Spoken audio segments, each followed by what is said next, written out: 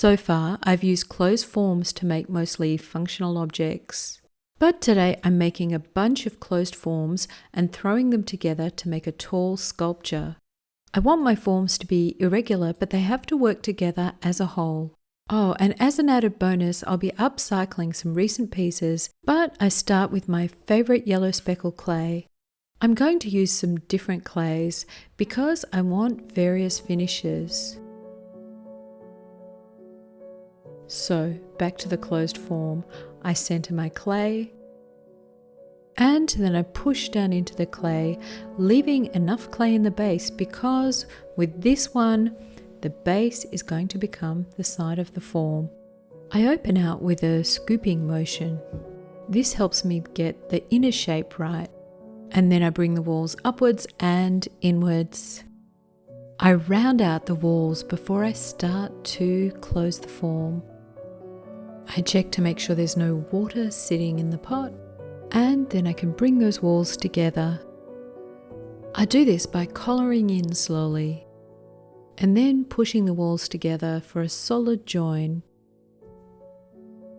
If there's any excess clay in the join, use a pin tool and trim the clay away. And then press down on the join to make sure it's firmly compressed. Now you have air trapped inside the form and you can play around with the shape.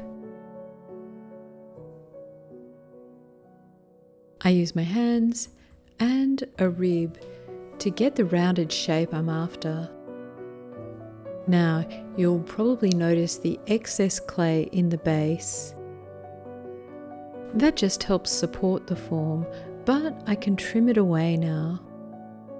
So I use my arrowhead tool to cut away the clay around the base. And then smooth with a rib. And then I set aside the form to dry to not quite leather hard. I still want to be able to shape the clay.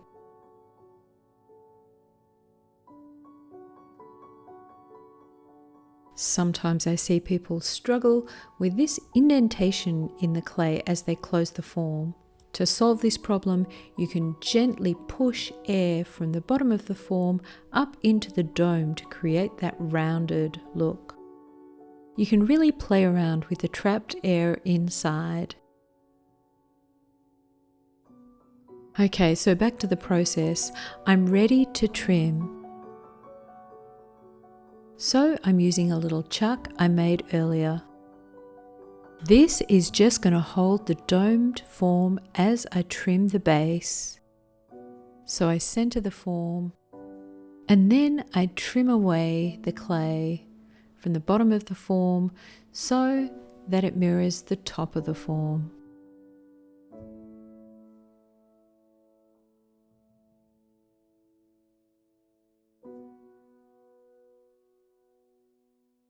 So as I mentioned earlier, the base is actually going to be one of the sides of the form.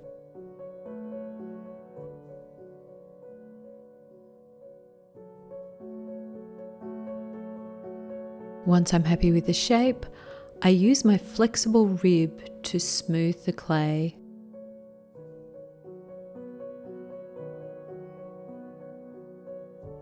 And now I'm ready to add the holes.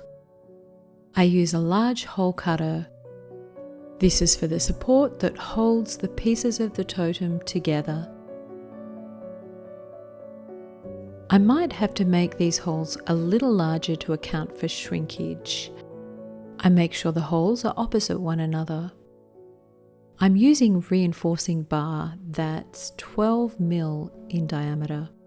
So as I mentioned earlier, I want some of the shapes to be irregular, so I can alter the form by squeezing the clay at this stage. I can square off the sides and create irregular indentations.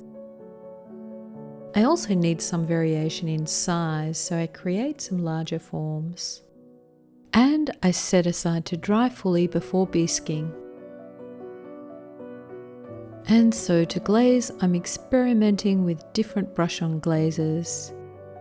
I'm glazing in silver, black and pewter. I'm firing to earthenware, which is suitable for these sculptural forms. And after a couple of coats of glaze, it's time to glaze fire. Now, while I'm firing, I'll get to the upcycling of these vases. So they didn't quite work out as planned, so I'm going to drill some holes in them and use them for my totem. I definitely need some safety goggles and a mask and some gloves. I'm going to secure the vase with a U-frame clamped to the table and a towel. This will hold my vase as I drill with a masonry bit. This is sufficient to drill through an earthenware pot. This creates quite a bit of dust, so I'm doing it outside with a mask. This takes a while, so we'll fast forward through most of it. If you're drilling through a higher fired material, you might need to use a diamond tip drill bit and water. Earthenware, however, is pretty simple to drill through. And there's no dramas here.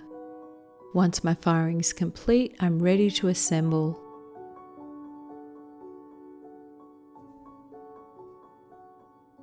And this really is the fun bit, putting it all together. I'm using reinforcing bar 1.8 meter tall. A good deal of this is going into the ground to secure it. And I'll use some silicone to hold it all together. I've also made smaller totems with threaded spikes and then held the pieces together with fixings. Making this as a project will really push your closed form game and accelerate your appreciation for sculptural forms made on the wheel. And you can be really playful with these projects.